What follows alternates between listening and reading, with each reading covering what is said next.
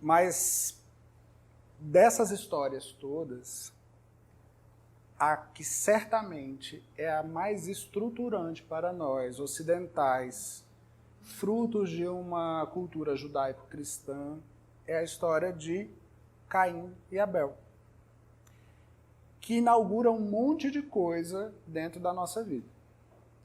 Eles são os primeiros irmãos que se tem dentro dessa estrutura mítica, mas eles também são os responsáveis pela primeira morte. A primeira experiência de morte que se tem é a experiência de Caim, de Abel. É o primeiro crime, é o primeiro assassinato, e não é um assassinato comum, é um fratricídio, é um crimão. Hoje seria bem qualificado, né? E aí nós temos um texto do Jung sobre isso, ele falando que esse protótipo tem seu correspondente, o protótipo da rivalidade entre irmãos, tá? Tem seu correspondente em Caim e Abel, em Jacó e Esaú, bem como em todas as épocas e regiões, e também no tema dos irmãos inimigos, que, com inúmeras variantes, divide as famílias ainda hoje, ocupando a atenção de psicoterapeutas. Por isso, quando coisas dessa natureza aparecem em variações modernas, não devem ser tomadas, por exemplo, como simples incidentes ou caprichos pessoais, ou como idiosincrasias individuais e ocasionais, mas como um processo pleromático constituído de sucessivos acontecimentos temporais isolados, parte ou aspecto integrante e imprescindível do drama divino. Essas palavras bonitas que ele usa para dizer que irmão que briga é arquetípico. Não tem como a gente escapar disso. Não tem como achar que essa é uma questão da minha família, e minha família é desse jeito. Não, toda família é desse jeito, vai continuar sendo, né? As experiências vão se repetindo justamente porque elas não falam só da briga entre irmãos, elas falam do desenvolvimento da alma humana. Nós não brigamos com os nossos irmãos porque é legal ou porque a gente não gosta deles. A gente briga porque a gente precisa brigar para poder crescer. Tá? Crescer. O nosso desenvolvimento, ele traz isso como um instrumento. E aí eu trouxe, aula de catequese hoje, eu trouxe a historinha de Caim e Abel, para lermos juntos e pensarmos em algumas coisas, tá? Adão conheceu Eva, conhecer no sentido bíblico, vocês sabem o que é, né? É aquilo. Adão conheceu Eva, sua mulher, e ela concebeu e deu à luz a Caim e disse: gerei um homem com a ajuda do Senhor. Já rola um machismo implícito. E deu em seguida luz a Abel, irmão de Caim. Abel se tornou pastor de ovelhas e Caim lavrador. Passado algum tempo, ofereceu Caim frutos da terra em oblação, em sacrifício ao Senhor. Abel, de seu lado, ofereceu dos primogênitos de seu rebanho e das gorduras deles, e o Senhor olhou com agrado para Abel e para sua oblação, mas não olhou para Caim, nem para os seus dons. Caim ficou extremamente irritado com isso e o seu semblante se tornou abatido. Até aqui, o que a gente vê além do machismozinho? Caim ofereceu frutos e grãos. Ele era lavrador.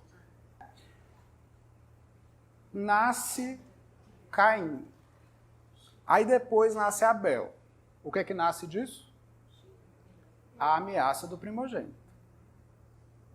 Até então ele era o reizinho do Éden, não, que ele já não estava mais no Éden, mas ele já tinha uma... E disso nasce a ideia de querer agradar a autoridade. Vou fazer uma coisa diferente. Vou oferecer um sacrifício. Para quem? Para Deus, para a autoridade. E um como lavrador e o outro como pastor, eles tinham talentos diferentes, eles tinham dons diferentes, eles tinham formas diferentes de expressão de sacrifício. Caim, ele cultivava frutos e grãos, que foi o que ele ofereceu em sacrifício, né? A gente tem aí o trabalho da lavoura como um trabalho que é apegado à tradição familiar. Por quê? Não precisa sair. Você cultiva a terra ali ao redor da casa, você fica na casa o tempo todo. O primogênito, ele está fixado na ideia de participar do entorno da casa. Abel não, Abel cria gado. Gado precisa de pasto. Para ter pasto, precisa de andar. Então, Abel, ele vem com um caráter nômade, né? Ele precisa se distanciar dessa estrutura familiar. Ele precisa inovar, porque a cada momento, em cada lugar, se tem um novo pasto, se tem o que pode, o que não pode, como se defende. Então aí a gente também tem uma justificativa mítica para aquilo que conversamos lá atrás, da inovação do mais novo. Mas quando eles oferecem esse sacrifício, o que se espera qual é o retorno que se espera disso? Uma aprovação. Mas vem uma aprovação e uma reprovação. O sacrifício de um é válido, o sacrifício do outro não é válido. O que brota disso? A experiência de injustiça.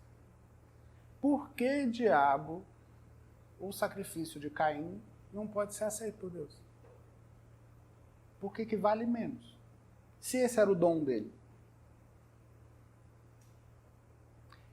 E aí, assim, a gente vê dentro dessa estrutura até aqui, essa ideia do filho que tem uma prevalecência diante do pai, de um pai que projeta expectativas num e projeta expectativas diferentes no outro, de um que aprova e que não aprova, e que naturalmente dentro desse imbróglio, ele cria uma animosidade onde não precisava existir entre os irmãos, mas passa a existir, né?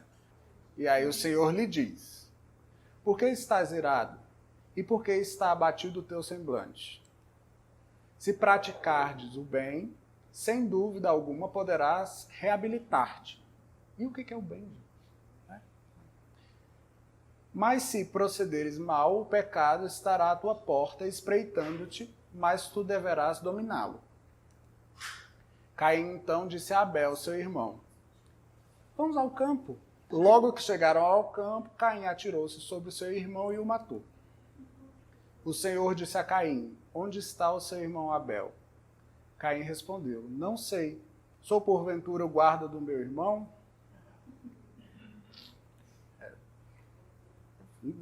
Com uma certa razão, né, gente? Vamos combinar? Deus chama Caim a uma melhora. Ele fala: não, se você melhorar seu sacrifício, pode ser que eu te aceite, pode ser que eu goste de você. Né? Esse chamamento à melhora também está presente na nossa vida, nas relações fraternas, não está? A evidência do irmão que pode, que sabe, que faz, que consegue, que é melhor, me chama a me melhorar também. Mas a gente consegue fazer isso o tempo todo? Não. Às vezes, o que vai se derivar dessa experiência de poder, né, do que vale mais, do que vale menos, é o desejo de prevalecer. Não é entender uma alternância. Hoje ele foi melhor, amanhã eu posso ser melhor. O que se espera é ser sempre o melhor, porque ser o melhor é ser aceito, é ser desejado. Dessa historinha, a gente pode pensar numa série de sentimentos sociais que nascem dessa história. A gente tem a ideia de justiça que nasce nessa história. A gente tem a ideia de inveja que nasce nessa história. A gente tem a ideia de ciúme que nasce nessa história. E a gente tem a ideia de vingança. Todos esses sentimentos sociais estão bem explicados dentro dessa história. Né? Continuando. O Senhor disse-lhe: que fizeste? Eis que a voz do sangue do teu irmão clama por mim desde a terra. de hora em diante serás maldito e expulso da terra, que se abriu sua boca para beber da tua mão o sangue do teu irmão. Quando a cultivares, e era o que ele sabia fazer, ela te negará os seus frutos. E tu serás peregrino e errante sobre toda a terra. Ele foi condenado à virtude do outro. O outro era nômade. E ele foi condenado à virtude do outro, a ter o que ele não tem, ter o que ele tem depreciado e a ter no que ele não tem o desejo. Olha como isso fala da nossa estrutura psíquica, né? E aí Caim disse ao Senhor: meu castigo é grande demais para que eu possa suportar. Eis que me expulsais agora deste lugar, e eu devo ocultar-me longe de vossa face, tornando-me um peregrino errante sobre a terra. O primeiro que me encontrar vai matar-me. Ele entende aí a ideia da ameaça. Até então eles estavam banidos do paraíso, eles estavam à própria sorte, mas ele não se sentia ameaçado pelo semelhante. A partir de agora, ele está. Daí nasce o quê? A inquietação, o desassossego, né? A ânsia de eu poder pertencer a algum lugar. Nasce a angústia. E aí, o que é que eu faço com isso? Nasce o medo do futuro.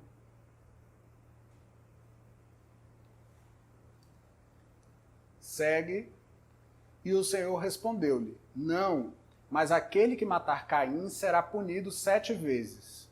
Então o Senhor pôs em Caim um sinal para que, se alguém o encontrasse, não o matasse.